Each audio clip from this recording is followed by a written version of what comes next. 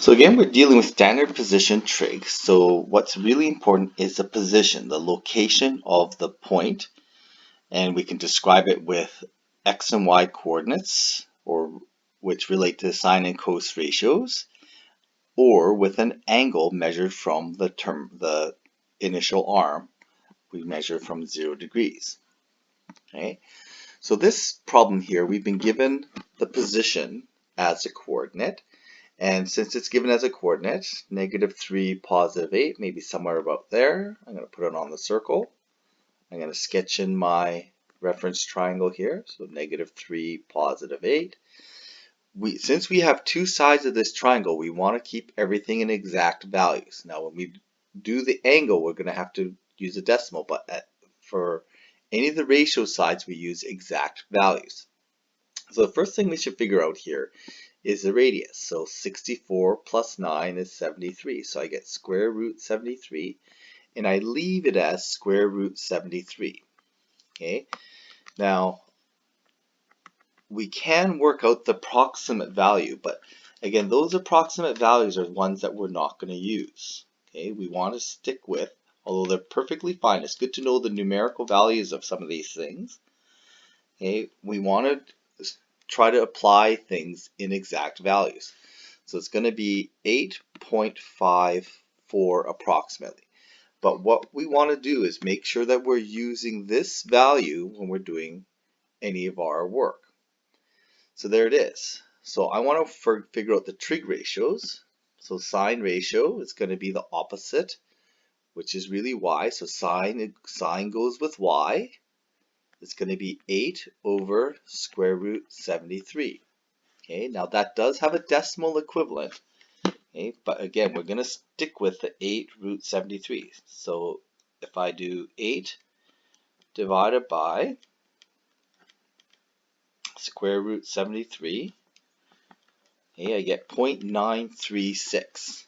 So 0.936. So that tells me that the opposite to radius is this side is about 94% the length of the hypotenuse there.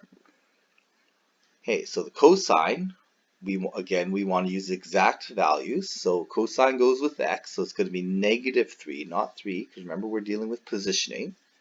Okay, the position is going to be -3, or 3 to the left, 8 up.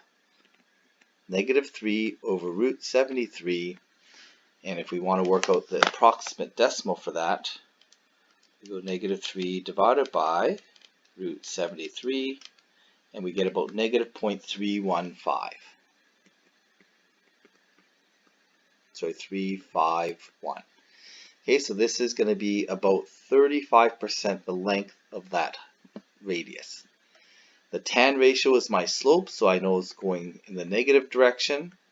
And if I work out the decimal for that, that's 2.66. I'm going to round that to 7.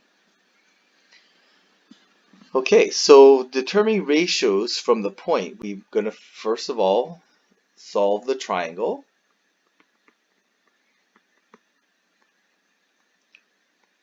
For the third side.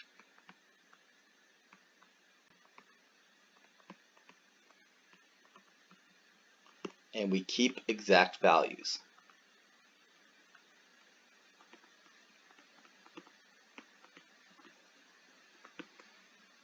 Okay, so what that means then is we're going to use these values, these exact values, instead of the decimal values. Okay, so that's the first thing. We solve for the third side. In this case, it was a hypotenuse. And then we use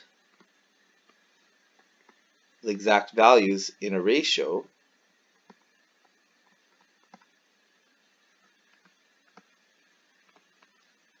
to write the ratio.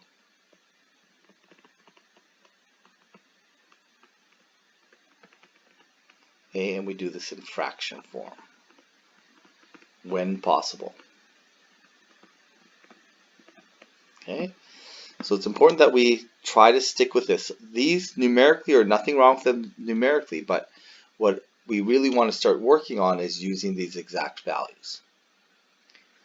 So when do we need our calculators to do standard position problems? So it's when we want to go from angle to ratio, or if we want to go in the other direction. Okay, this involves calculator. Okay, we need to be able to go between the two.